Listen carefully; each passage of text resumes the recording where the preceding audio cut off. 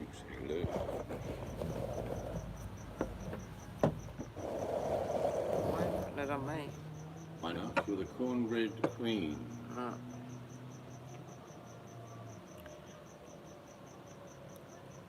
I'm the queen of tiredness right now. I'm gonna do a damper for our northern friends.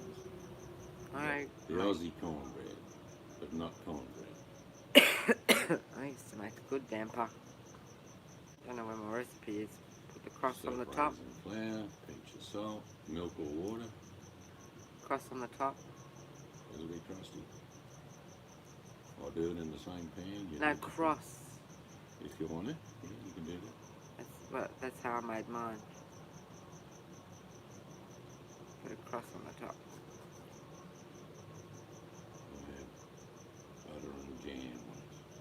Good say you're supposed to have it. Oh, it sounds so Aussie right then. Truth, You mate. did. It's truth, mate. Bit of damper. Bit of damper. Yeah, nothing like a bit of damper. Cornbread's sort of North American and damper's Australian. So I'll do one tomorrow.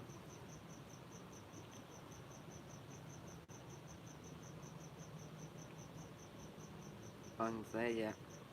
Huh? No one's there yet. Hello, no one. How are you? All right?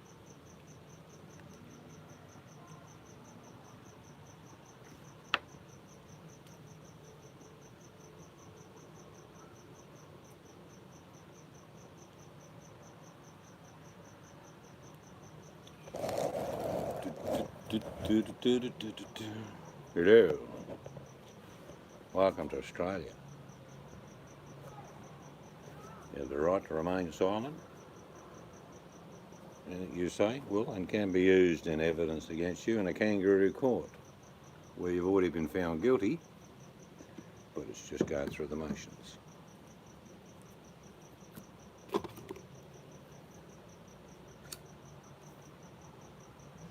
What's the time? 7:30. Oh, might be a bit early for our friends. It's usually someone about 7:30. Is it? Can't even remember. But your cornbread turned out good, first time effort. Yeah. Very proud of you.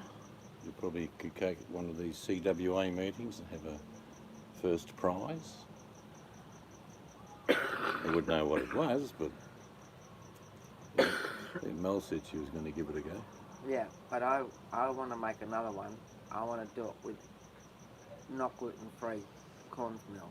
No, I agree. I suppose it wasn't didn't have much taste. No, it did have taste. It's like one of my sons, his girlfriends used to have all gluten-free biscuits, you name it, bread. It wasn't that good, was it? No. It's like sort of you're eating, but like I think the packaging might have had more flavour. I don't know how many people make corn bread with gluten-free. I've got a feeling. Yeah, I'd be interested to know that. I reckon most of them wouldn't have. Hello. I can't really see Lewis. I can't see. My eyes aren't that good. But hello to you anyway. I'll tell you in a minute. Yeah, the wife made cornbread today, but I'm going to make damper tomorrow. Australian version. Not using cornmeal, using self-raising flour, salt, water, same fry pan, same little oven, and then we'll cook it, or we'll cut it up and have it with bread and jam, with butter and jam. Yum. Good old damper. It's actually good for people to know how to make damper, even wherever they are, because it's a quick, easy bread, basically. What did you call the stream? Howdeedooda. Oh. Oh, what's it coming up as? Oh, I couldn't read it because it came up too quick. You're going to try and make it as well. Whereabouts are you? Can you tell me what his name is? Because the writing's too small for my old eyes. Is it, do you pronounce it Louis? Lewis? Lewis? B200. New Zealand. Kia ora, mate. I know mates of mine in New Zealand make a damper type bread as well. Forget what they call it. I just call it damper, I don't know. But we used gluten-free cornmeal, and I think that if it wasn't gluten-free, it Yeah, might have had a bit more taste. Still make it that it's coarse ground cornmeal, but don't get the gluten-free one unless you're what is it when someone's Gluten intolerant. Yeah. Yeah. Well, No. then get that one. But otherwise, if you're okay, make sure it's the normal. It's like our local butcher. He's funny because he says gluten-free meat. There is no gluten in meat. Oh, I spelt the name wrong, I think. Sorry, Lewis. So do you make a damper yourself, Lewis? I mean, not sure if I'm saying your name right, mate.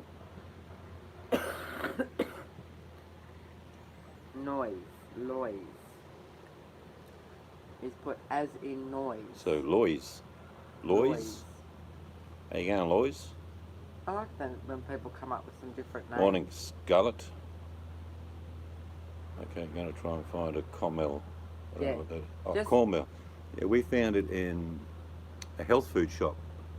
That might be the tip for you, Lois, if you just have a look at a health food shop, because none of the supermarkets had it. No one in Australia really eats cornbread, I'll be honest with you. And the only one we could get was the gluten-free. I enjoyed it with the butter on it. It was nice, but I just have a feeling if it's normal coarse ground cornmeal, I think the taste will be even better. I've tried gluten-free foods, and it's like not much what I'm taste. saying, yeah. Sort of. I think she did a great job of cooking it. Turned out great.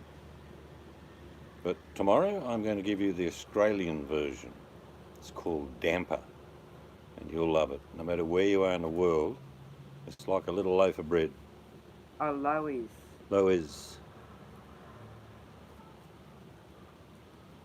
Never heard of Lois. Lewis Lane. You know, Superman's girlfriend.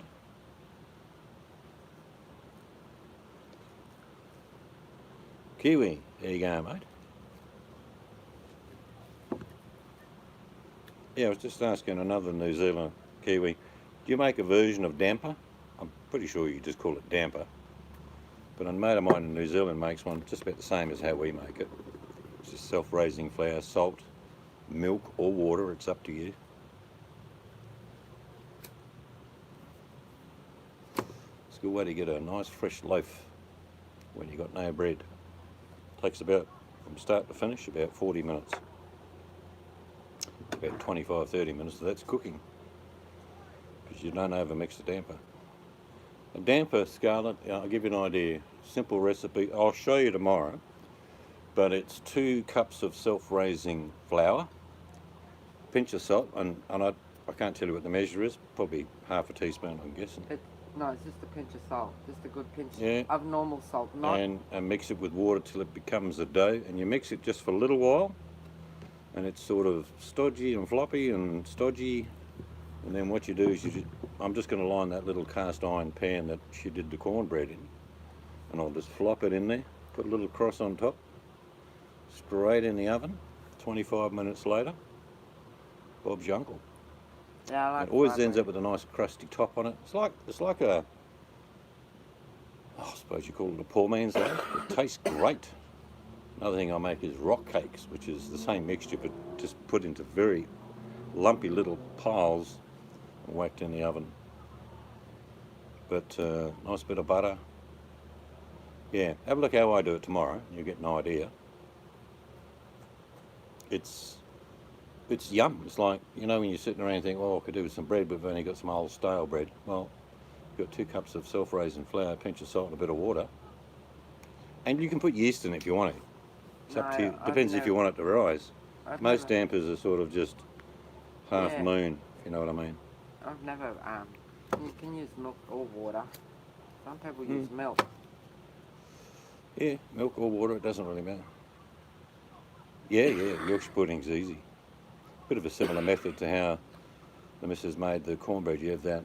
Normally I used to use muffin tins and put some vegetable oil in there and put it in the oven on high, make your batter up, and then put it in those, and it sizzles straight away, back in the oven, and you end up with a puff ball about this big, which is good because it ends up with a little cup, all the gravy sits in there. Yum. Yorkshire pud. Not a dissimilar batter to toad in the hole, which is sausages and batter. When I have no money spending on booze, eat damper bread. Yeah, it's easy to make. Yeah, and because you don't make a big loaf, it's best eaten the day that you make it, yep. Scarlett. I mean, two cups is, pretty sure most loaves of bread are like 3 cups. You know, if you buy a loaf of bread, it's about 3 cups of flour. I'm guessing. Might be a bit more, might be 3.5, but this is just 2 cups. It's crusty. I'll tell you what, when you cut it up, whack it with butter, you put jam on it, or whatever you like on top of it. It's delicious. It's best eaten warm, and eat it the day that you make it. I mean, it's all right the next day. Some people fry it up. Maybe hand it to the gander.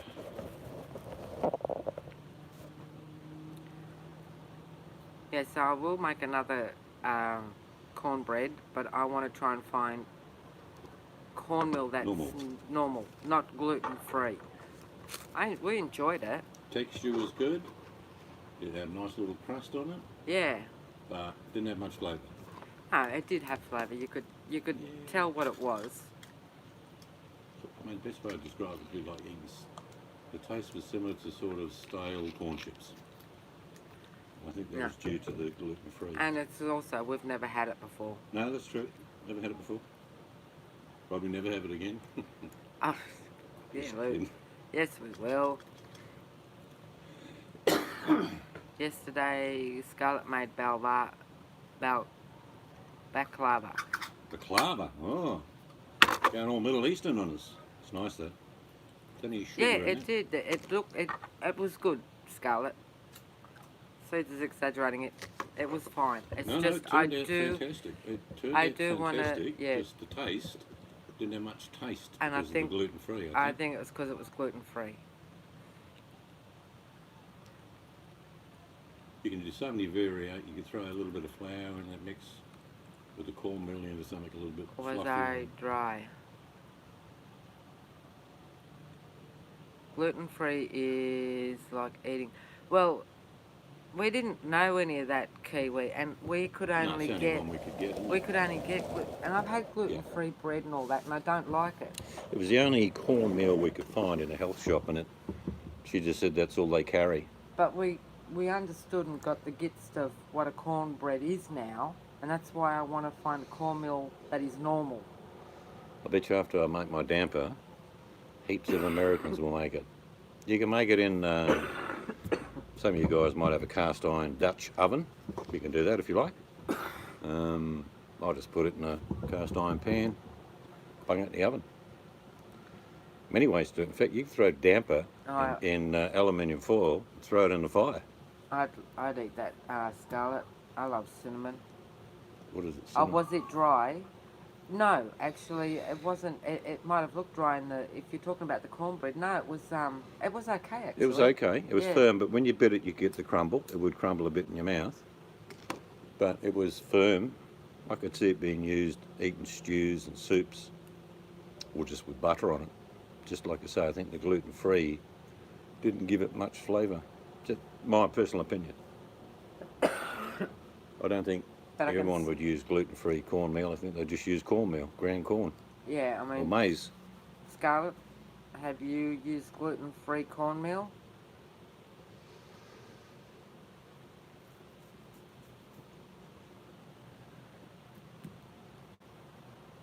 No, it's not. I mean, I spoke to a few people and they said, cornmeal, nah, you won't get it. So Australians don't eat cornbread at all, really. No, but I'm going to find normal. I will get it and try again. I want to know the difference. I bet you though, when I make this damper, these guys will make it. Yeah. It's simple. It's a bread basically, but it's a bush bread. Yeah, I got to have gluten. Ours crumbled, Scarlett. It was good. With the damper I make, you can either make this bread version I'm making, or you can throw raisins in there, chopped up dates, whatever you like. You know, if you wanted to do that. In the bush, a lot of people will make damper. They'll make the dough up, and then they'll just chuck it in a pot, put it on a fire, knowing the fire's going to die down in about half an hour, disappear, do their work, come back at lunchtime, pull out the damper, open the butter, spread it on. Yes, Beautiful. Awesome. I love bread too, Bucky. I could eat It's bread. awesome, man. Bucky. No, I was saying awesome. You don't. Yeah, well, you could fry the damper, but you need to bake it. It needs to be enclosed in an oven type thing, either a Dutch oven, cast iron, or what I'm doing is just a cast iron pan in the little oven. So it's like I say, it's very fast. It's a great way to get bread. You can use wholemeal versions, and if you just use plain flour, you can add all the other bits and pieces to make it like self-raising. The next day, you fry the damper. Oh yeah, nice. next day damper fried. Because like I said, Beautiful. damper should be eaten the day that you make it, or within a couple of hours of making it, because that's the best time. And if you don't, then yeah, you can fry it. Cut it thick. Well, you can fry the damper scone version, which is the same mix, just rolled into little balls and then flattened out a bit, put on a griddle, and they puff up, especially because you're using self-raising. And if you want to use yeast, you can. There's no hard and fast rules, but it's crunchy on the outside and nice and soft in the middle. Yeah, yep. One thing that you can certainly do with flour is just about anything, let's be honest. I know I've made damper scones in the bush, and I've cooked them on one side, and then I've cut a hole out the middle, turned them over, cracked an egg in there. So you've got an egg damper. By the time the egg's cooked, the other side of the damper's cooked.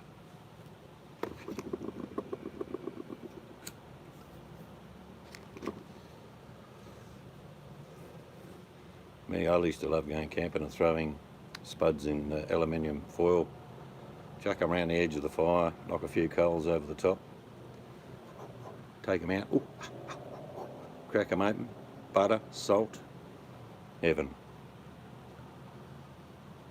Simple foods, you know what I mean?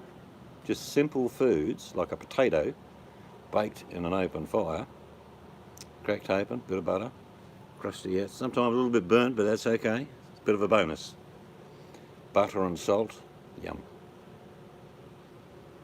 Cooking at a campfire is quite different than cooking in a kitchen, for sure.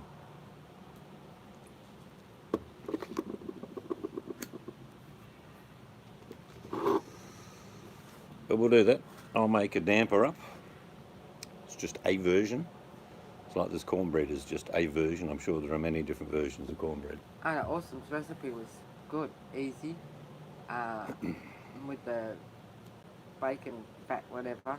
It's just, I think the gluten-free is what has made us not taste proper one of my cornbread. son's girlfriends used to have all gluten-free stuff. Biscuits, bread, you name it. Everything was gluten-free. It was pretty tasteless. That's all I can say.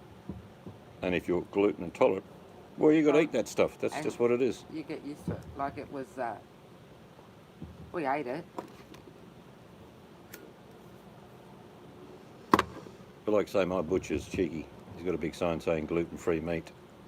Yeah. There is no gluten in meat. But there we go. Oh, gluten-free meat. I better get some. Add a canned cream corn to cornbread, batter. Yeah, that sounds good. That sounds like a good fry, like a thick end-up fry over one side or the other. One of my simple meals, like I felt hungry now, I think, oh, I'll just go and grate a couple of potatoes, put a little bit of flour in there, mix it up. If I make a bigger batch, I'd chuck an egg in, but it's sticky and loose. G'day, David. Chuck it in the fry pan. We call it mock fish. You call it, what do you have those fried things in the morning in America? Anyway, those things. But mine turned out all spiky and crunchy and actually, I added honey on my cornbread, and it was nice, Scarlett.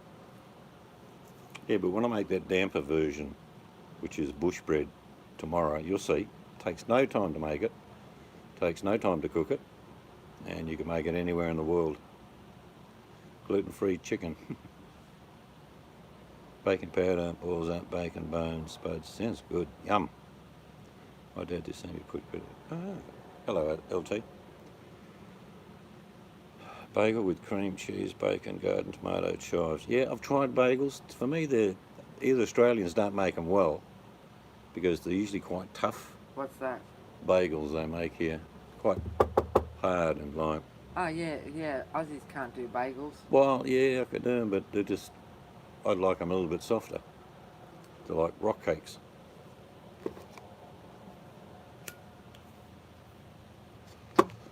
But if you wanted to look on YouTube, you'll see hundreds of ways to make damper. You get bagels from New York City. Philadelphia cheese, I've no doubts in them. But There was a scone I used to make, had 2 ingredients. One was yogurt. That's all I can remember. yeah, adding honey to water is always a good thing. Making anything like bread. Flaxseed oil at $4.50 an hour at a time. Yeah, I mean, I'll do it more. I've just cleaned it up after actually it didn't have any marks in it with the cornbread, so it seasoned pretty well the first time. What I do is I'll just pull the pan out like you were saying, David, and one day I'm in the kitchen, I'll just whack it in the oven. You know, put it up high for another hour, do the same thing. You can just keep doing it. People say, oh, how many times you got to do it? Well, you do it until you're happy. But I can tell you, with that cornbread, I'm thinking, maybe, but it just plopped out. So, and the bottom was just, I actually ended up using the pan again to cook me pork in. So that was pretty good. We had pork, beans and cornbread. But like the missus is saying, she might try and make cornbread with non-gluten, because we had gluten-free and not a great deal of taste. We got the gist of what cornbread tastes like now, but I'm sure it'll be better if it was normal cornmeal, not gluten-free. No, flaxseed, pure flaxseed won't. Bloody expensive though.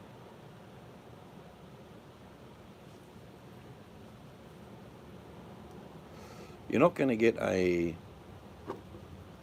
got an old cast iron pan that my wife's mother gave me, and it's actually a little pot. Very thin cast iron, okay? Smooth bottom. And it was made 130 years ago.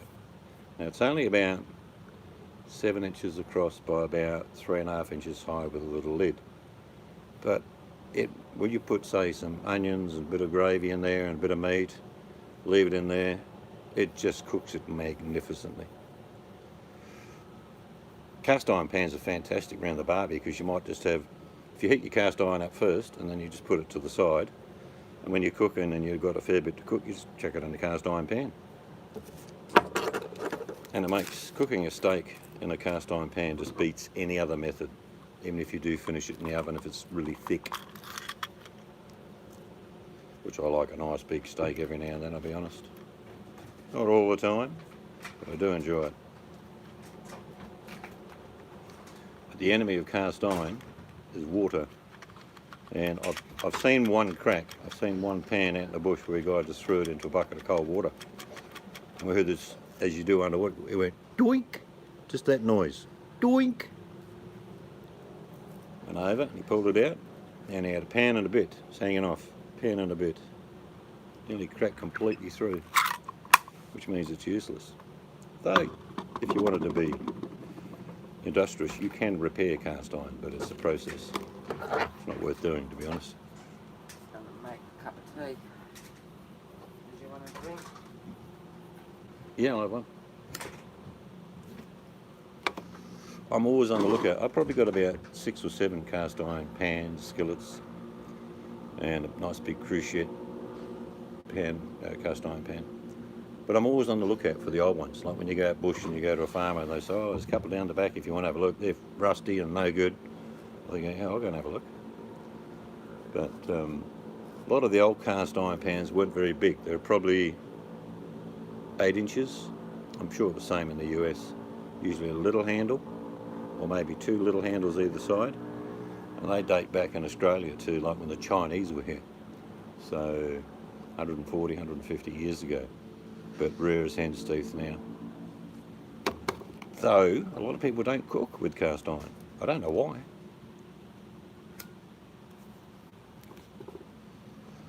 The only way I clean my pan, I didn't have to do much to this one tonight. All I did was run under hot water, get a scourie, like a pad, and scrape off tiny little bit of the meat that was from the pork. Nothing really, 2-minute job, done. Put it back on the stove, heated it up, dried it out, put a bit of oil, wipe it, done, it's finished.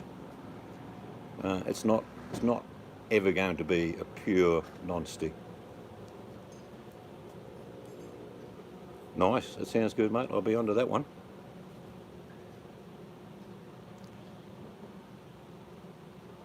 I always use hot water just to hit it with the scourer. And I've shown people, look, people have got different methods. They use salt, they use lemon, they use all sorts of stuff. I just use bicarb. Bicarb has always worked for me. If you want to clean, like, even your glass in your oven, you can buy all the fancy oven cleaners you like. But if you get some bicarb of soda and scrub, it comes clean. Yep, that strips it to bare as well.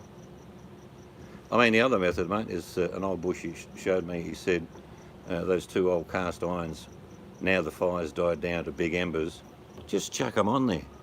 And he got his shovel and buried them. They were glowing red. And then in the morning they'd cool down, of course. One was still pretty hot. He just left it on the sand. The next day after we come back from fishing, he cleaned it up, looked like brand new. So there are many methods, and that certainly tempers the cast iron, takes it back to nearly molten. But they're beautiful to cook on, they really are. If I was sauteing some vegetables quickly for a meal, I wouldn't use cast iron. I've got other little pans for that. But if you want something to, I don't know how the induction heat you get from cast iron, because it takes about 3 or 4 minutes to the heat to start evening out. So you don't just whack a cast iron pan on and throw your meat in there. I always oil my meat, not the pan. So what happens is you've got this cast iron pan, it's nice and sizzling, a little bit of smoke just starting to rise. Whack the steak on there, don't move the bloody thing. Within about 3 minutes it just comes off like butter, flip it over the other side. 3 minutes later, let it rest, and away you go. Yeah, I know. These weren't really old ones. These are probably from the 70s. This guy out in the bush cleaned up. A lot of the older cast iron are thinner too, David. They're not as thick as the Chinese models that they make today. Like I say, my old little cast iron pot that my wife's mother gave me is 130 years old. All right? It was 1890, and it's brilliant. I've never seen one like it. I don't know if it's in the house. It might be in the storage still. But I use it when I want to braise steak and onions, you know what I mean? Make a little mix up for gravy, onions on the bottom, usually something like gravy beef on the top, bit of seasoning, put the lid on, forget about it. About 160 degrees for about an hour and a half, it melts in your mouth. Yeah, a lot of people use induction these days. I just love gas. Gas for me is, the way to go. That's me. That's my preference. I can't work on electric stoves ever. Just nightmare. With gas, you've got the control, you've got the vision, you've got the eye on the flame.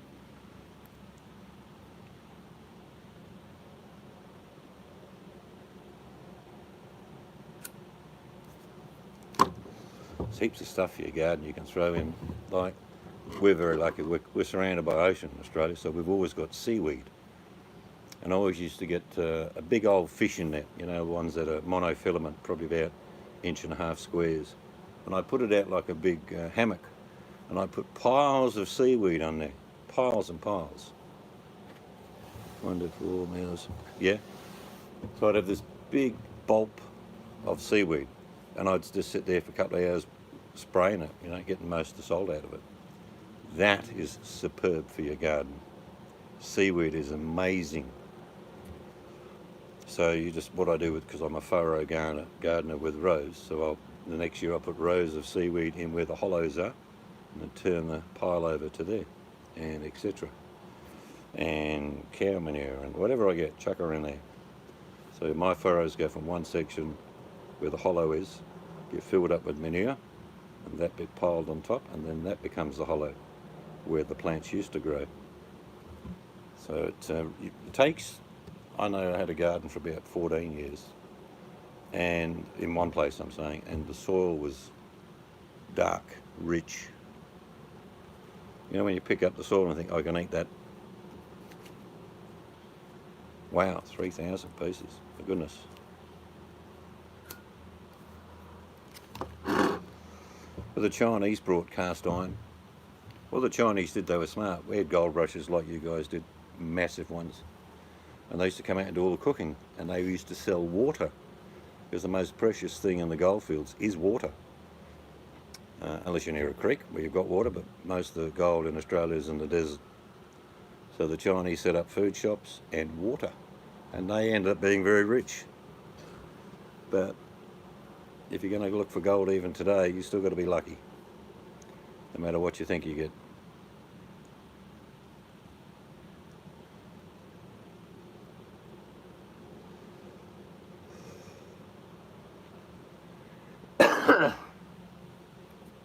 But some of the best food I've ever had is when I'm camping. Fresh fish, fillet it, skin it, egg, breadcrumbs or batter, straight in the pan, still quivering. Magnificent. Squeeze a lemon, bit of salt and pepper. Fresh fish. I remember cutting one up, and a mate of mine came with me, and I cut the head off the snapper, but the fillet I used was cooking. The other fillet on the side that I hadn't used, it was like that. He said, "That's pretty fresh, isn't it?" I said, "Yeah." Beautiful. We're very spoiled in my estate because we've got a lot of reefs, so we've got a lot of reef fish. Really lucky. Snapper, blue bone, you name it, we got it. River fish are okay, but they can be a bit muddy. I suppose the only one that can be the exception is catfish. They've got a good filtration system, but a lot of other river fish, I'm sure you know what I'm talking about. You press on the skin after about 10 minutes and it sinks in and stays sunk in. Ocean fish, you press it, just bounces back. They do. I've tried frog legs, but I'm not like, wouldn't queue up for them. I wouldn't go to a frog leg restaurant. Baked beans or spaghetti toast sandwich on the fire before. Oh yeah, and the old jaffles. And a bit of cheese, kiwi, if you got it. We have pickerel, perch, but snapper in the lake. Now we're lucky here. One of my favourite fish is whiting. Sand whiting, they're no bigger than about a foot, maybe 15 inches if you're lucky. And you need about 3 decent sized ones for a feed, but it's such sweet white meat. And I always egg and breadcrumb whiting. A lot of people like their skin left on their fish. I don't. Sure, feel free to do so, Dave. I wouldn't mind having a look. Yeah, 15,000 plus miles from the ocean. Got a fair cast involved there, Bucky. But you've got a thing called a car. I know a lot of Canadians are sort of land-bound.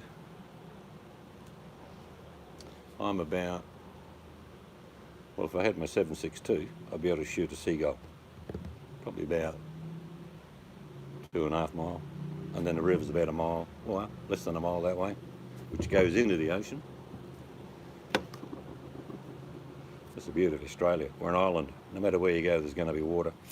Unless you go out in the bush, there is none. And a big announcement now, we've actually got a forecast of rain again. Another Antarctic front's coming up. 9 hours from the ocean. Like I say, I love being near the water. I just do. I was always diving in it, fishing in it, and now I need to live near it. But some people, like I say, choose to live in areas based on family, so you don't move near the ocean, you just live around where your family live. About a month.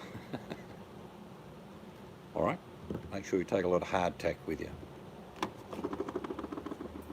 But I never used to take much with me when I went camping for a week.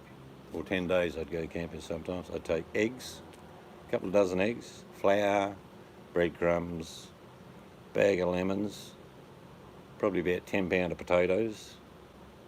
And no good taking any other veg other than the potatoes because they get a bit wilty after a few days. So you got potatoes, fish, you got fish and chips.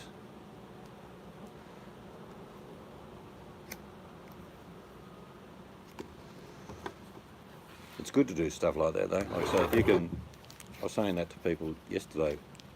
It's not being outside your comfort zone, but just every now and then go and do something different, like go fishing.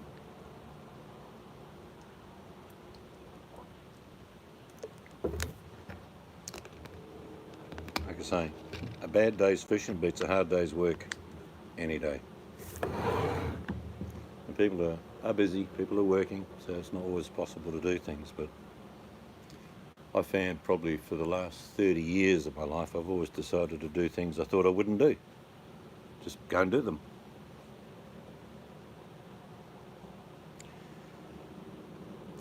Bucky, whereabouts is, I'm pretty sure Thunder Bay is near, I'm pretty sure it's near Ontario, I'm not sure. Thunder Bay, a friend of mine lives there. They've also got a summer house, like a lot of Canadians do on the lake. Yeah, Ontario. And they've got a summer house, just like a little, probably just one room, big room type summer house. They went and cleaned it out about a week ago, but the black flies were giving them hell, which they die down in about another 2 or 3 weeks, they tell me. Depends where you live, of course. Yes, Lake Superior is the largest freshwater body in the world. You get pippies everywhere. In Australia, we get a little pippy we call a clam. It's about an inch across. And what it is, where the tide comes in the water, and you see it recessing, just look for those little bubbles. And just put your toes in the water and start flicking, and there you go. Then you sit down on your bum, and you go 1, 5, 20 in a little area. So then you're looking at having a feed of pippies, or depends what you call. All over the world they're called different things. They're just nice little round shells, open up, bit of garlic butter. Oh. I steam them with a lid on for about a minute and a half, drain all the water out, put a big dollop of butter in there, fresh parsley, bit of garlic. Yum. And we get the razor clams as well. If you just sat, I said this to someone the other day too, if you just sat, you're in a new area, if you plonked me somewhere near you, near a lake, I'd just have a couple of beers and a packet of cigarettes, and I'd wait probably 5 or 6 days, and all I'd be doing is looking. Where do the birds go? What's that in the water? What's that splashing? Where's the animals going down? Because the hardest thing to do in the world is just to go somewhere and think, I know what to do, I'll go and do this straight away. No, just sit down and observe. That if the shit ever hit the fan, never panic. Just find somewhere you can see wildlife, fresh water if you're lucky enough, and just look. You've got time to build a shelter then. St. Lawrence Seaway to the ocean, so technically I'm connected. Well, technically, you're connected to the ocean because it rains in Chicago, and that water comes from the ocean guns. So you are connected. We're all connected. It doesn't rain a lot either, so tomorrow's a big day for us. I think we've had, since the beginning of the year, about 3 inches of rain all year so far. And we're rapidly heading into the 7th month of the year. And we're about 3 months away from the heat coming back. So this is the time of year if we're going to get any rain. It should happen now.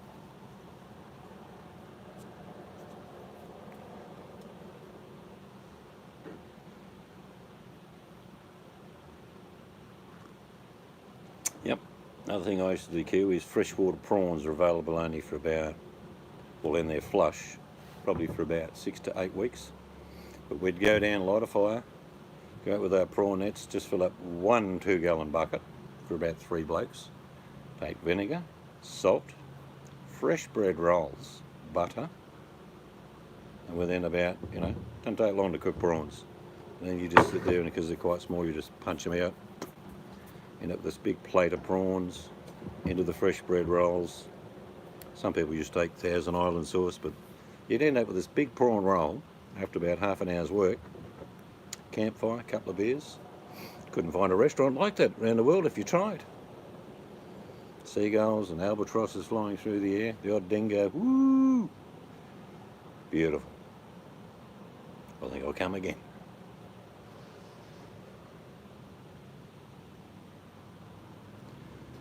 Yeah, I suppose a lot of people.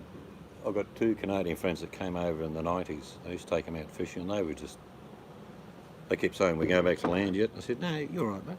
We're catching big snapper and a couple of sharks." And like the guy said to me, well, "I've never caught a fish bigger than about a foot long. Fish on the lakes all the time." I said, "Well, try some of this snapping." We made a feed up. He said, "Oh, it's unbelievable." But the ocean will give you an abundance of food. A lake or river gives you a limited amount because the lake is a confined area and the species work out who's boss. You end up with only about 3 to 5 different species on average in most rivers and lakes. You know, pike, trout, bass, but and all different names. Muskies, that's what they call some of them in, the big muskies. You can do. I used to, when I was a kid, this is true Kiwi, I used to fish, I used to live in a town called Geraldton. And I'd go down, this Greek fish and chip shop guy, and I would go down and catch probably about 4 kilo of fish. You name it, didn't matter what it was, he would take it. And what he would say to me, your credit is now $5. And a feed of fish and chips in those days was like 20 cents. So I was a king. So it took me about an hour to get enough money in credit, and I said that I'm happy with that. I don't need money. So I was bartering at about the age of 9 or 10, and I loved it. You know, he'd make these potato scallops I used to love, and a bit of fish. But that used to happen quite often. I used to go. An old lady would say, "If you can give me a couple of those flounder, I'll give you some lemons." So I don't know if you guys, when you're younger, that used to happen to you, but a lot of people would do that. The baker used to drop off a big bag of the end of day bread, and the idea was that I would come in every now and then during the week and give them some whiting and some Taylor. But people don't do that these days. I'd do it today. I mean, I've got little bits and pieces of work done around the house where I haven't bartered, but I've actually, traded in cash. You get everything at half price for cash. Same as if you got it for the real price by paying the government the tax. Am I a tax avoider? No, I'm creative. Nice cuppa. I got tea. You put the Vicks on? Yeah, Mrs. has got a little bit of a cold still. Courtesy of one of our grandchildren. Yeah, see, perch, we don't eat it here. We've got abundance of perch. It's actually a pest in our country.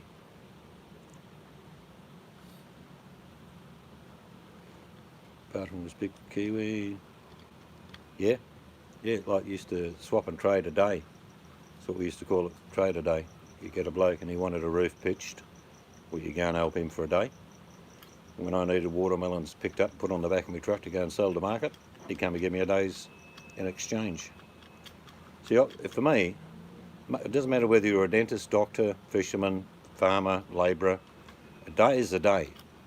So if I go and, help a bloke cut his hedges down and all that, and he's got a fancy house and he's a doctor, he's coming around my place to pick watermelons. He may not like it, but that's what's happening. A day is a day. People would say, "What's your day worth?" I said, "It's not worth anything. But you owe me a day."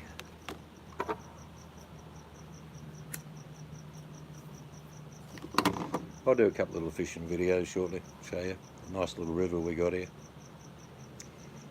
But the ocean's where I love to fish. I used to dive all the time. I'm just too old now. Used to free dive to about 20 feet. Doesn't seem much, but you go and dive 20 feet underwater and then come back and tell me. I used to do it for hours on end. Well, not without a breath, of course, but... Yeah, you just have an agreement, Dave. You just say, "Well, is that fair?"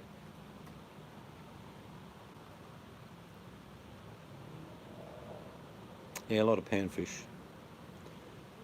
But like I say, I'm pretty sure if you went off the west coast of Canada or around the bays near Vancouver where Tucker lives, it'd be a different story. And on the east coast, of course, I think the Bering Sea produces a massive amount of food. Yeah, Laura, I chuck them back. Laura says she's got no idea what she's doing with fishing and she just throws them back. Fair enough.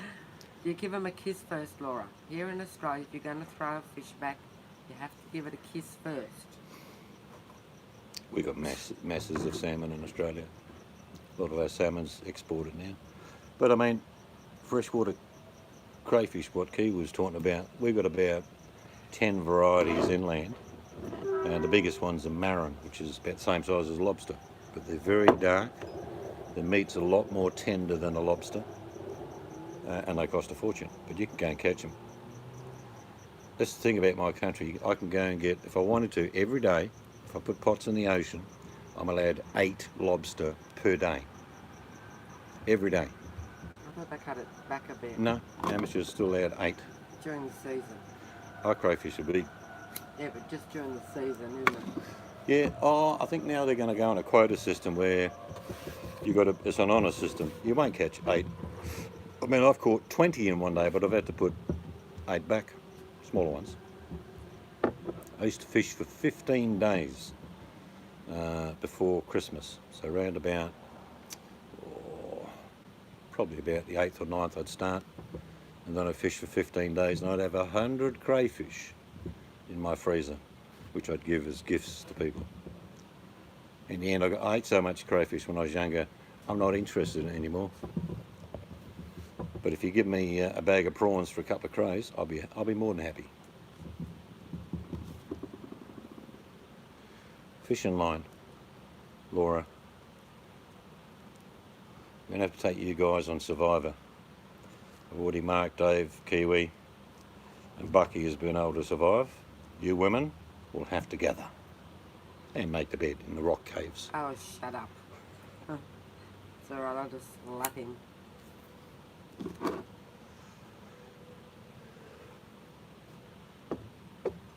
Or a lead line. We use different types of leads in Australia, mainly because the sharks keep taking. You need a stronger lead.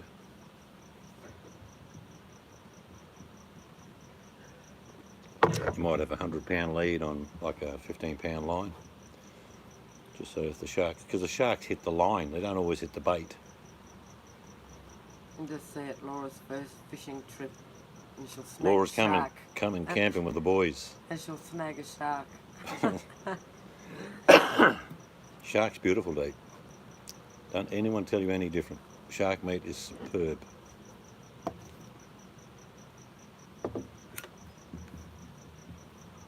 And they're about the easiest fish in the ocean to catch. Because they're like dogs, they're curious. I lost 2 sleeping bags once. They're all muddy and dirty, and even though it was salt water, I wanted to clean all the shit off it. And a mate of mine was on the edge of the water. He said, "You need to come out." I said, "Why?" He said, "Just come out." There's 3 or 4 dog sharks, we call them. They're like reef sharks, little black pointers. 4 foot.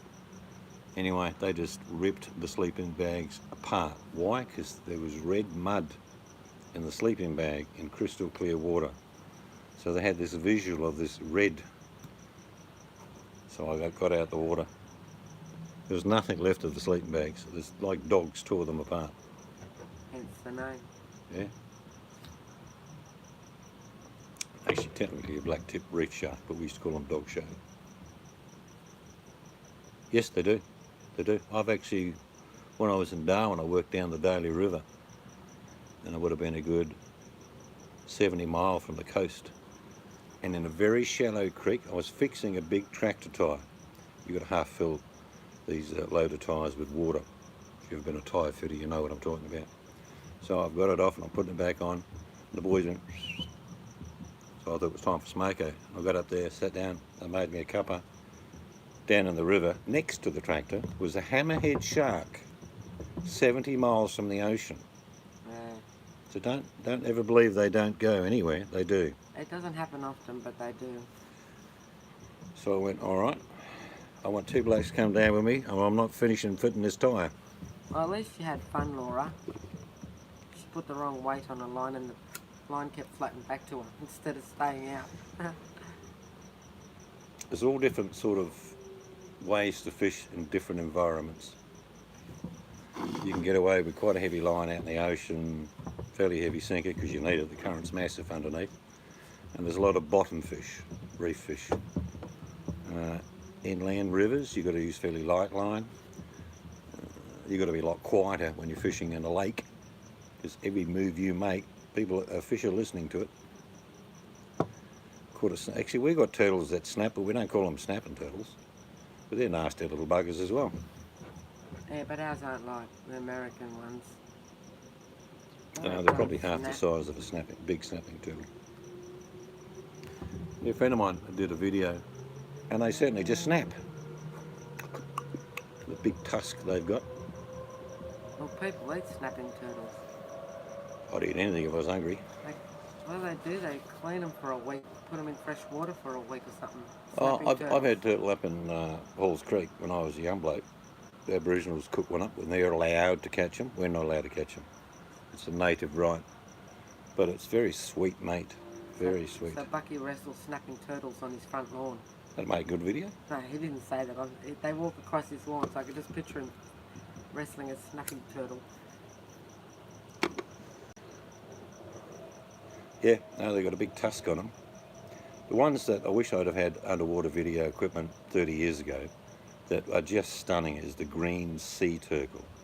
And it's going to be 400 kilo. They are monsters, but they're gentle giants. They've got a head like that. And they just gracefully swim under the water.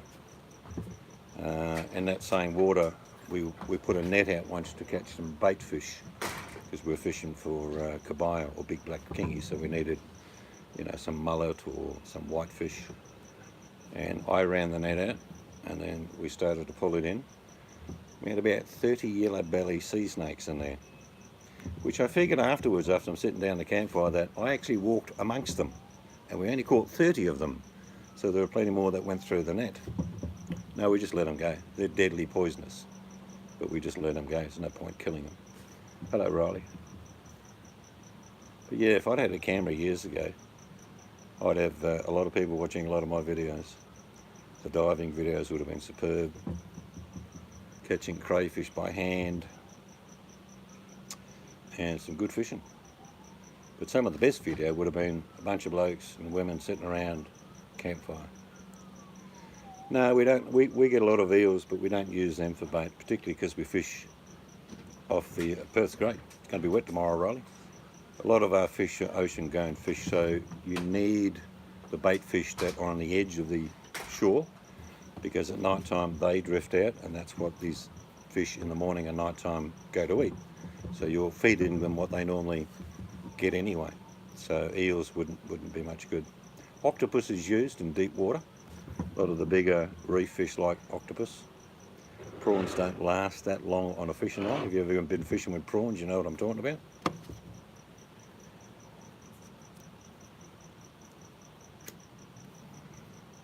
Say hello to Riley. Yes, I said hello to Rod. I'm expecting Awesome to come in and give you a grading of your, you know, out of 10 grading for your efforts to make the cornbread. She'll be around soon. Lampreys, we've got everything here, mate. I don't think I've ever seen one. I've been that deep. But we got some absolutely superb fish to eat. And because, like I say, you know your local areas, you can go to a certain spot to catch a certain species. Fish took and get checked. I mean, if you've ever been fishing for as long as I have, you have the same stories to tell other people, like how your mate cut the hook out of your hand or the back of your neck, as I've had them. Oh, I got my mum's finger once. Yeah, nothing like getting a nice barb hook into your finger, and there's only one way out, and it's not coming back the same way it went in. Nip the end off, push it through, get the pliers and pull it out. That makes you squeal. Yep. Yeah. Yes, it hurts. There is a method with hands and fingers. You just get a tourniquet and cut the feeling off. You know when you've ever slept on your arm? You've all done that. Or you wake up going, geez, my arm's gone to sleep. Well, you deliberately do it when you've got a hook in. I had a hook in here, right in the meat there. And what you do is you get a tourniquet, your hand goes just about numb. They do what they have to do, rip it out. You can feel it, and it's like, ooh. But if you didn't do that, you can't do that for long, by the way. You get about a minute max. But it works. Good night, Riley. Good night.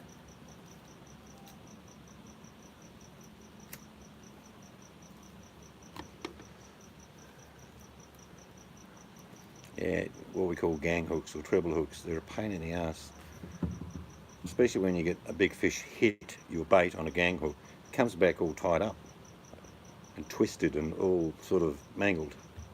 Actually, I'm just about out of battery. I'm going to have to knock the hang out on the head. I do apologise. I didn't charge my battery before I sat down. I think I've got 10%. Hey? I'll go get it, but I don't know if you've left it too late. I don't know. Well, wife's going to get the battery pack, but if I disappear, there's a reason. It sometimes Because got no battery. Takes a minute to come back. But yeah, I love fish. I love eating fish. I'll eat all sorts types of seafood, except, like I say, no, it sounds an irony, but my town I used to live in was the capital of crayfish in Australia, and I just had so many, I'm not interested in them anymore. Yeah, kids with rods, you teach them how to do it, then you move 50 yards down the beach and say, away you go. Now, straight in the water. Guaranteed. First 5 casts are just kaploop.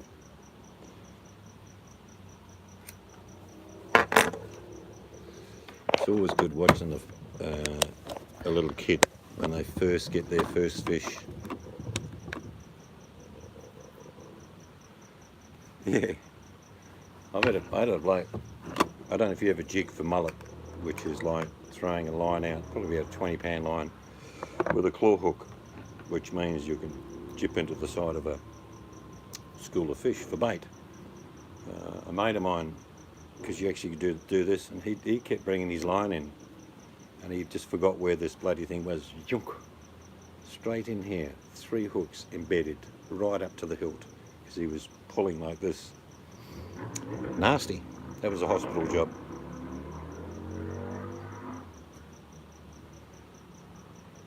Even if you take your kids down safe environment like a beach, so it's not a lake dropping off 3 feet, but a beach where there's a few little fish on the side, they just love it.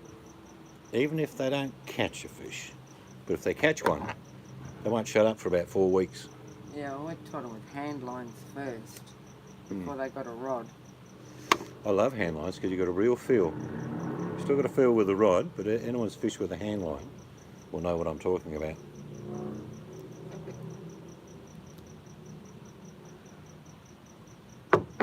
But you don't even need to buy bait. You can catch your own bait to go fishing if you know where to look. Like up against the bank of most rivers, you'll dig into where the reeds are just starting to grow, but there's a bit of sand below. Dig in there, you'll find worms. There's your bait.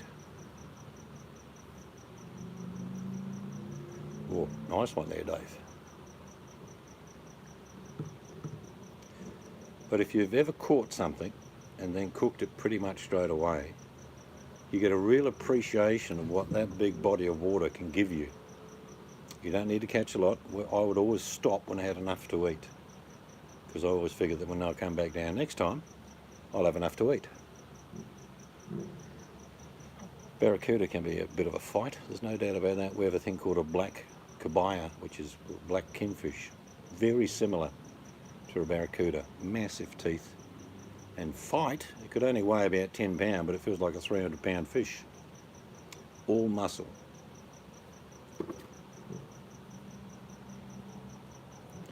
Barramundi's okay, but it's a freshwater based fish, or estuarine, but mainly freshwater, and it's flaky is the best way to describe it. No, it's nice, but give me a reef fish any day with a firm flesh. Barramundi is labelled incorrectly in a lot of countries, I can tell you. Because the true barramundi, you cook it and it's very tender and it flakes off quite quickly in little flakes. Whereas you get shark, you know, you get great big chunks. That's the biggest difference.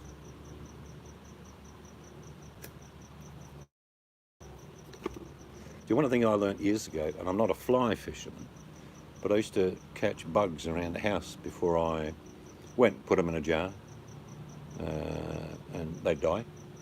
And I'd have about 8 or 10 different types of things, like a dragonfly, you know what I mean, bits and pieces. Yeah, March fly, things like that. And then I'd go to a place where none of these insects are there. But what it is, the fish are real curious. So there's no sinker on the line, it's just bait fishing, casting. And what you end up with these fish, you get hits all the time because they're looking at insects that are not normally there. I learned that years ago. That works. But you can't just stick a fly on in Australia because the flies are everywhere. But March flies are different. Horse flies, small dragonflies, even dead ones. It's just like putting out a fly, like a proper fly made up with a hook and ribbons and stuff. But this is a real dragonfly, dead, thrown in the water. Choom. So you can use just about anything for bait. You can go along the shoreline and find some shellfish and get your knife and pull out the meal on that and put it on the hook. You've got some bait. So it's not as if you're in a situation where you haven't got any bait. Well, it's all there. You just need to find it. When I was a kid in the UK, eels used to go across the meadow. I don't like eels. They just, on the grass, they just go across the meadow from one sort of dam to another.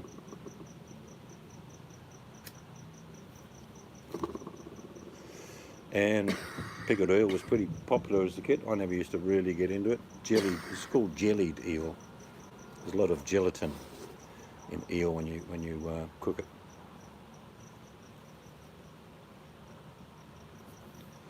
But I do, like I say, I love going out and catching something and eating it. Whether I was shooting something to eat or fishing for something to eat, there's just a real sense of appreciation is the way to describe it. If you only just shot a couple of rabbits, it takes no time to skin a rabbit, clean it out, and whether you pan fry the buggers, chop it up and pan fry it, or whether you put it on a metal skewer and let it, turn it around a few times over the fire, you get a real appreciation of what we got. There's so much available to us, but at the moment, like I say, in our world, most people think food only comes from a supermarket. It's not true.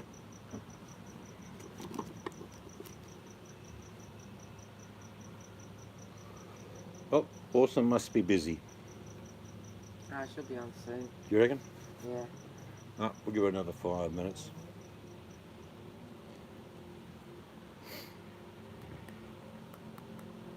I don't know how much fish you people eat. I know the Canadians eat a fair bit of fish. I'm not sure about Americans, whether they have a lot of fish.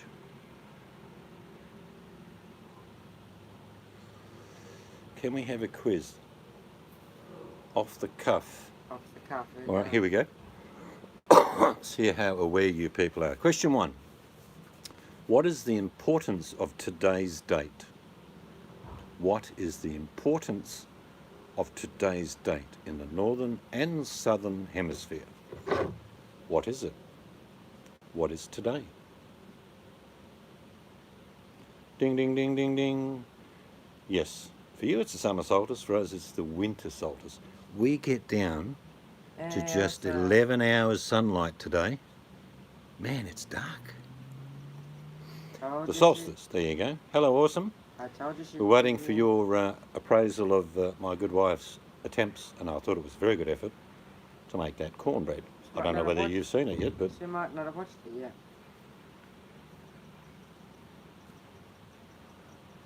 There we go, here goes David. What? David said Awesome's a bum. Awesome's a bum. It's on already. Yep. First day of summer. Yeah, we don't do that here. Our winter started on the 1st of June. We don't follow the Northern Hemisphere's equinox. Mainly because we only have 2 seasons. Hot or warm, with a few cool days thrown in. There is no real autumn.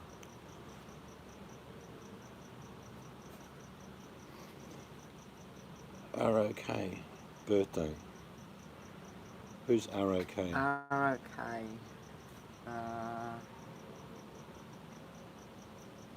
Don't know.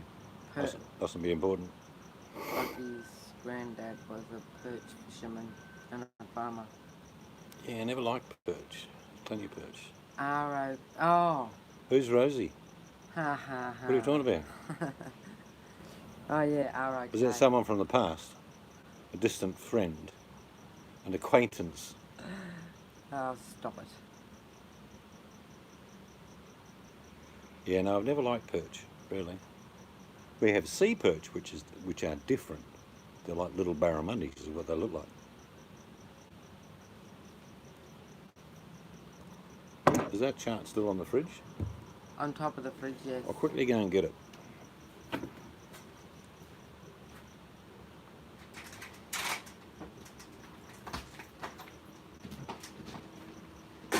Yes, happy solstice.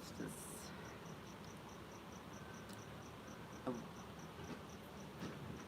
just trying to think.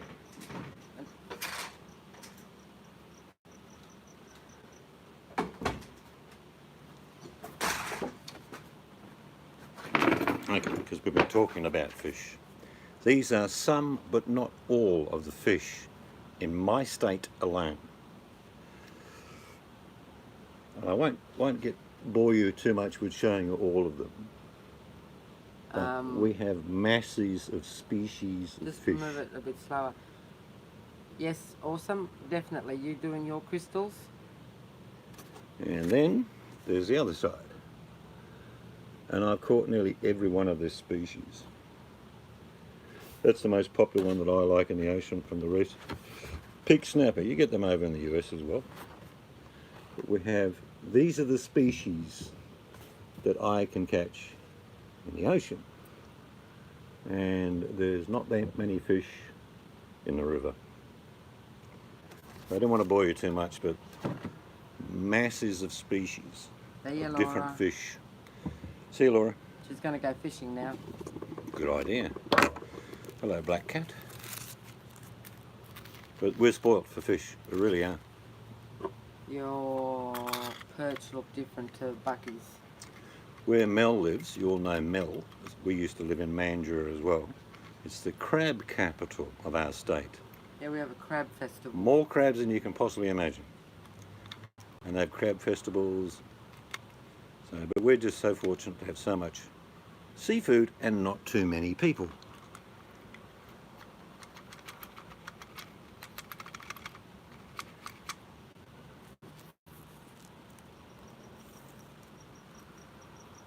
And I, like I say, I've caught and eaten most of those species. So I'm really old.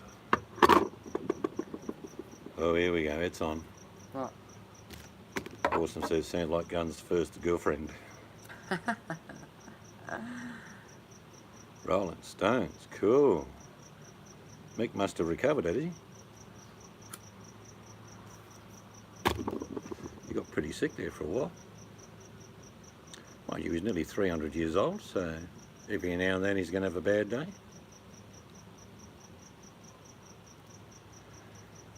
So awesome. You may not have had time, but have you seen the cornbread video? Ice fishing is great. You go north, only you catch like trout and big. Ling, yep, I've seen ling. Mate of mine catches them up where he lives in North Canada. But you can spend a lot of time in an ice hut not catching anything, so he tells me. Mind you, that will take something to drink.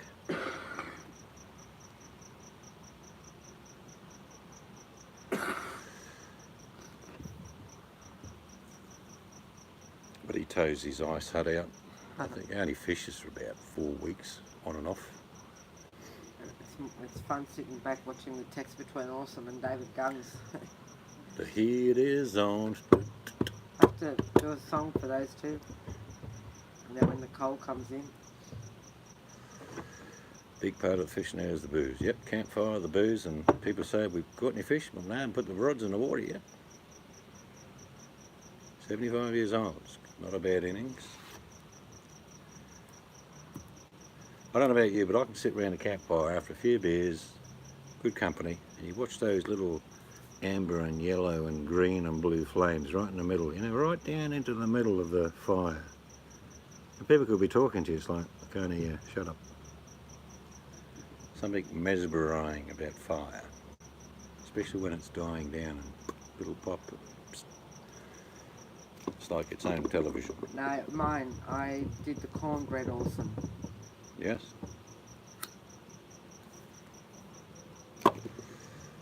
You haven't seen the video? No, she's probably just got up. You gotta remember the time. All right. She's gotta have a coffee. Gotta make Awesome a coffee first. Up north, when it's been really hot, I used to catch loads of sand whiting with bare hooks. I do 5 gang, about 3 inches apart. Just cast it out in amongst them. You get 3 or 4 every time. They just hit the bare hook.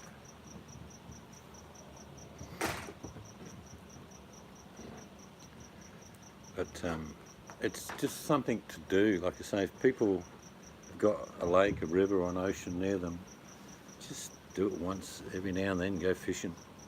Light a campfire. Don't even worry about putting the fishing line in the water. Take a fry pan. If you just take bacons and eggs and bread, just do stuff like that. Hello, Keeping.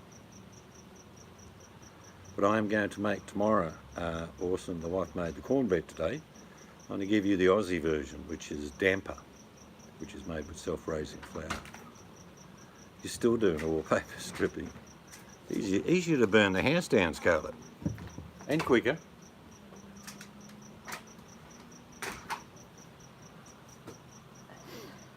Yeah, it's one of these things, and even Kiwi here can tell you, cornbread in the southern hemisphere, particularly in New Zealand and Australia, you never see it.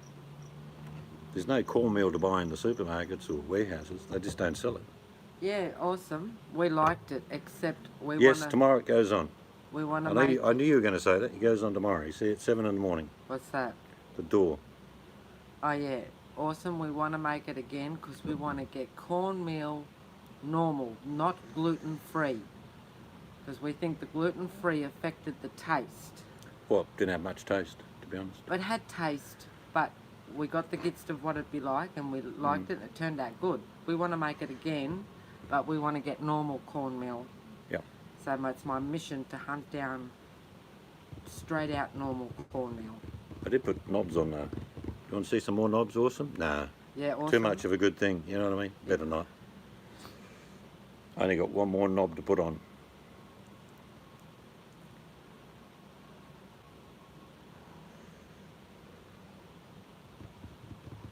So we're just about done renovating in the old cottage, as much as we're going to do really, isn't it?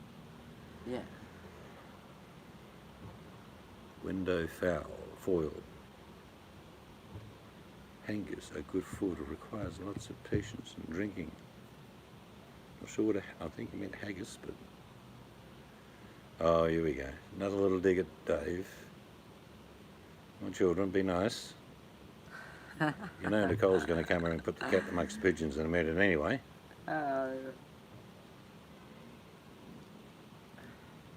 We've had haggis. It's okay. Yeah, it's not a haggis. I wouldn't. Get, yeah, I wouldn't. I don't like it. Wouldn't go to the haggis restaurant, No. but I'd eat it.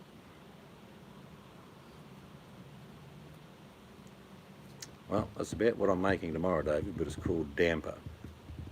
So simple. See, what did I say? There's Nicole. David, Yep. you're in trouble now because not only is Awesome here, but Nicole's here as well. That's why we mentioned you, Nicole, because David's in here. How you feeling, Nicole?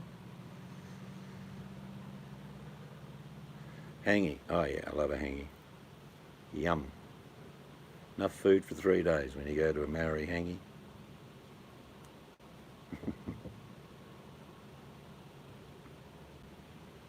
Oh, subtle but nice, Nicole. I don't know that person called David. Who is she?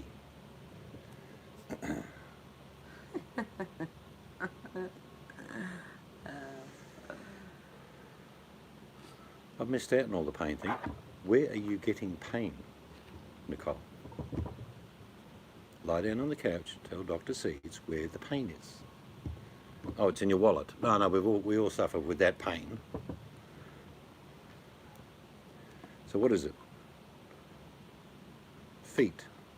Are you getting tingling sensations in your feet?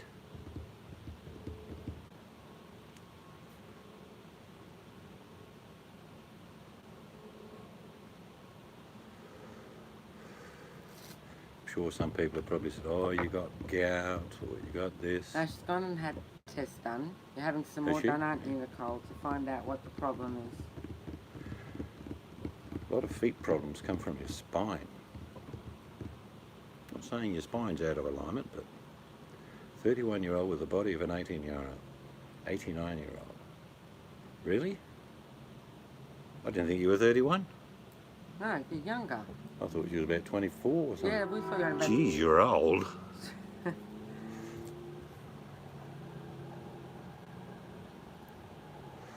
One thing about pain, is it reminds you you're alive. There you go. Carry that thought with you. There's the ghost train. I hardly wear shoes at all. During summer, don't wear them at all. During winter, it's too cold, so I do put socks on. But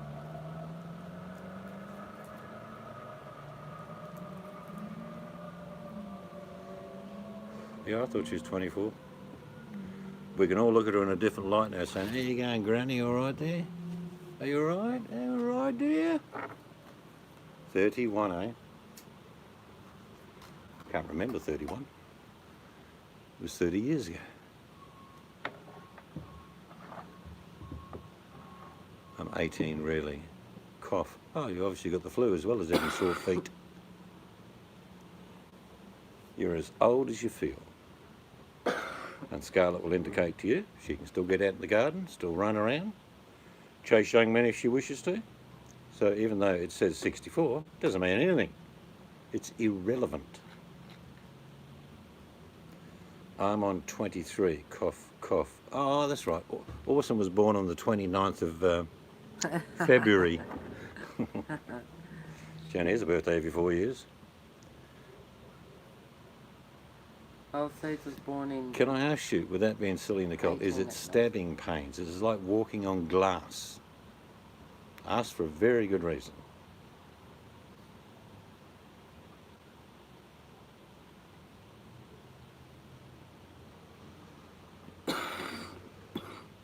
Now, it's not as young as who you feel, it's as young as you feel. Good try, Kiwi. Yes, sometimes. Well, I have neuropathy as well. I've had it for years. And I have diabetes, but I don't take any medication, and I control mine with food. In other words, what I eat. But I get stabbing pains from time to time, as my wife could tell you, that feel like someone are literally stabbing me in the feet. I'm not saying you're diabetic. I'm just saying neuropathy doesn't have to be diabetic-induced neuropathy. There's about 6 different neuropathies. No, there's hundreds. Yeah. It can do to do with your nervous system, it can do with your spinal cord, it can do with all sorts of things. It could do with an infection. So if they send you to a neurologist, it might be a good thing. So it might be able to find out what is causing it. Because taking painkillers just take away the pain. They don't, affect the actual cause.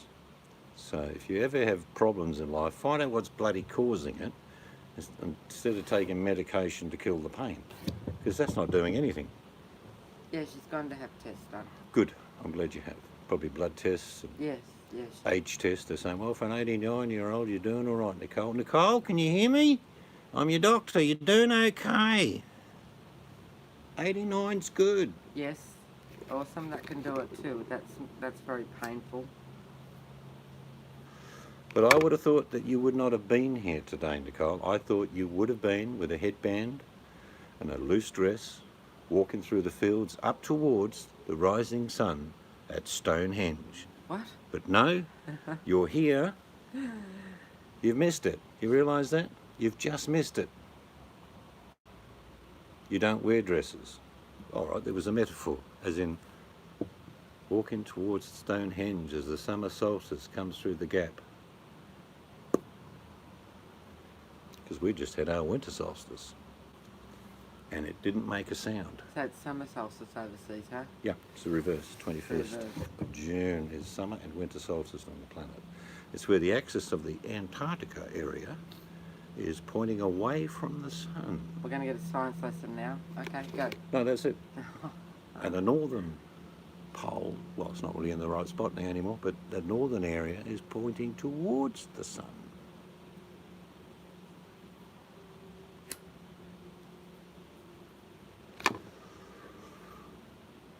Yeah, neuropathy can be a real bugger. Some people get falsely diagnosed with things like gout when it's actually a nervous issue. But, like I say, we're lumbered with what we get in life. I get a bit of pain every now and then and I just grin and bear it. No point complaining. No one's going to bloody listen.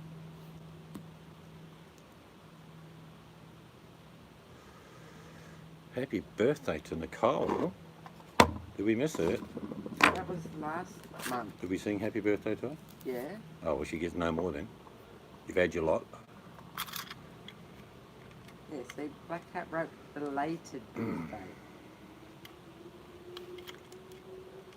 I turned 31 in 1989. You kept saying you were born in 1856 or something. Yeah, I've got to put up a front though.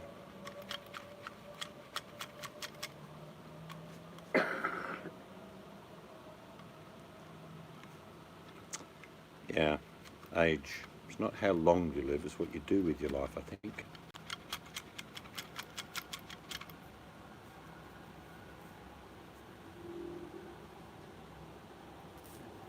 It does sound, and I'm not diagnosing you, but it does sound like it's to do with the nervous system.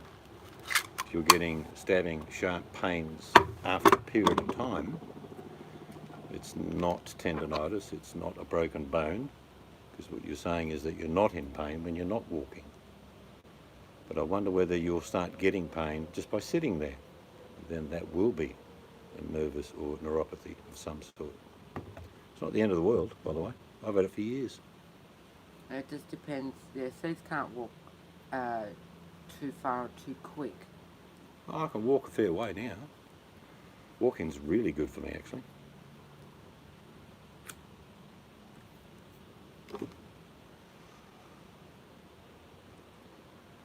But it's your lot. You don't get a choice. You got this little vessel, comes with all the goodies and some bags of crap every now and then.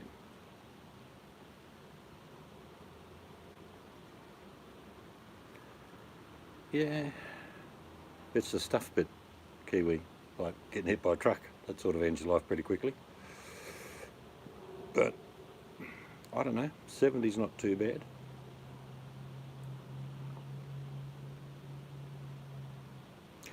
I rarely wear shoes. I would advise that for everybody, unless it's too cold for you, of course. Let your feet breathe.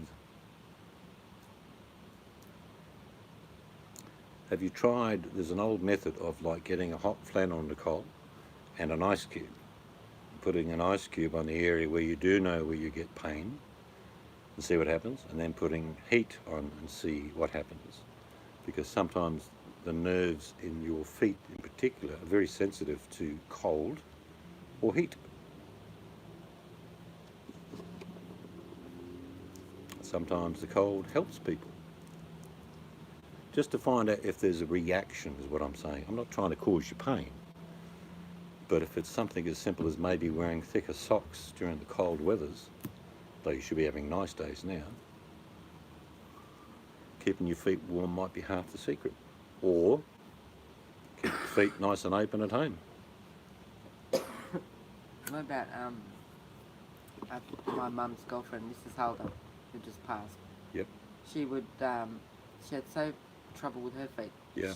She'd have a bucket of ice water next to her bed. That's right. And she, before she could do anything, she got out of bed and had to put her feet in the bucket of cold water. My mum ended up with rheumatoid arthritis, and the only relief she could find, she ended up having those hand braces, you know, when you get really bad arthritis. She would stick her hand into the deep freezer for 5 minutes.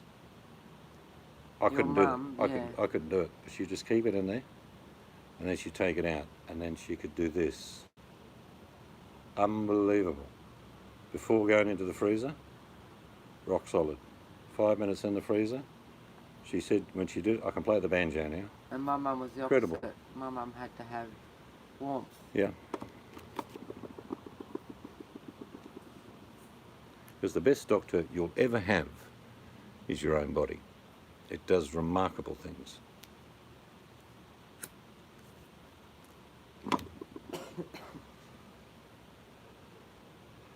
I mean, I don't like taking pills at all. If I get a headache, I just lie down. I'll be honest with you. Close the windows, darken room, bit of a fan. I put my phone on the charger. Secret is out, Guns has nasty feet. Let's go now. My body usually saying, stop doing stupid shit, you beast. Yeah, I think one of the things that I've learned over the years to combat pain is to push through it. I know it sounds, oh, it's so heroic, Seeds. No, it's not. It actually means when I do walk like 4 or 5 miles, and when I finish, I feel better. My feet feel better. If I'm inactive for a few days, and then I get up and walk around, I'm just like you, Nicole. I go, oh, jeez, bastard.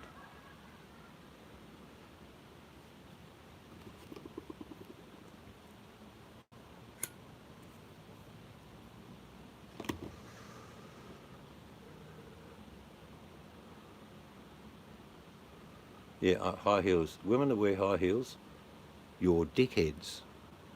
I'll repeat it. Women who wear high heels to make their bum stick up a bit better in that nice, tight little black dress are dickheads. You're mad. Don't wear high heels. Your feet are supposed to be like that. Not like that. That's crazy.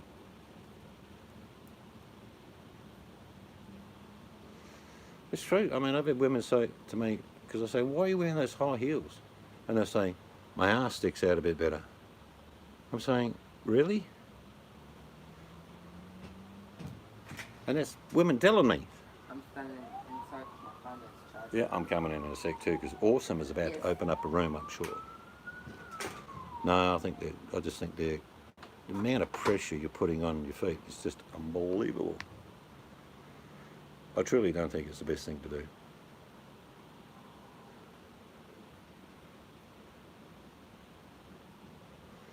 No, Johnny P will back me up. Most times in Australia, if we don't have to wear anything on our feet, that's what we do.